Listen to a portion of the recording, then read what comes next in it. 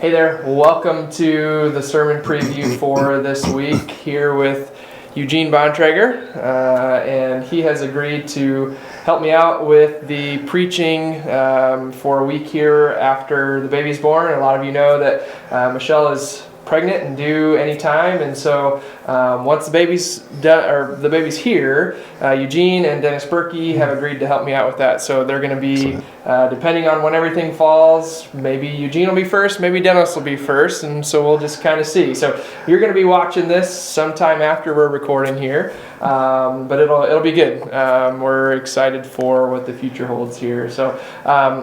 Gene, whenever you preach, whenever that Sunday ends up being, you've chosen Luke chapter 2, verses 41 through 52. Is that right? Okay, that's right. Yeah. Tell us a little bit about that passage and what do we need to know? Okay, when you asked me to kind of fill in with this, and what scripture kind of came to mind, and I was like, we just come out of Christmas, and everything is about a baby. And that baby changes the world, and then if we leaf through the scriptures, next thing you know, we're talking about John the Baptist being the forerunner to Christ, and then Jesus is put into the wilderness.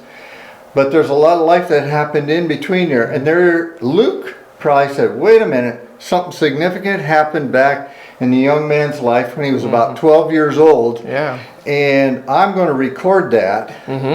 So we're going to look at that passage, and there's some significant things within that passage. I'm going to expand on a little bit, likely what life might have been like up to that point, and how at such a young age that can be significant. It can also be very significant in our life as we look back. When we were 12 years old, we knew quite a bit. We're learning, we're hungry for new things. Sometimes people get focused on he didn't listen to mom and dad very good. But there was something in his heart that drove him. So if God wanted to have somebody here without learning the human traits, he could have gone, poof, there's your man for the ride. Just drop him in. Drop him in. Instead, he had to develop the learning skills of being a human being. And that doesn't happen in the flip of the switch. So I would love to know what his teenage years were like, but we don't know that. You know, that's really interesting, because I've often thought about that too. What was Jesus like as a teenager? Exactly. You know, and so I'm glad that Luke includes a snippet in this here. But I wish we had more. And there's a nugget in there, and I hope that that you'll be able to follow that and take that insight with you after Sunday morning, because wisdom doesn't start when you're 35 years old. You think you're qualified to be an elder at some school of thought, or wait till you're 75. Okay, I'm going to call on them for some counsel, which makes sense.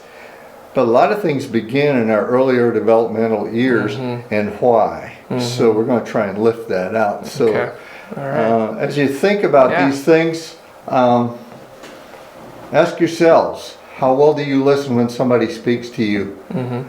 And what's your response? And I think we have a lesson from this young fella called Yeshi at that age. Yeah, you know, it's really interesting when we first started talking about this, and you brought up this Luke 2 passage. In my mind, when I was thinking about Jesus, when we used the idea of he went first, I was thinking, you know, in his ministry years and beyond, right? And when you brought up, well, there's more we can learn from his younger years, I was so intrigued by this. And so I'm really glad that you brought this passage out, because I think it gives us even more depth in this idea of he went first. So really excited for what we got. All right, great. Whenever you end up watching this, it'll be for whatever Sunday. Gene will be bringing the sermon for that week, and so we're excited for it, whenever it is. Looking forward to it. Yep, we'll see you later.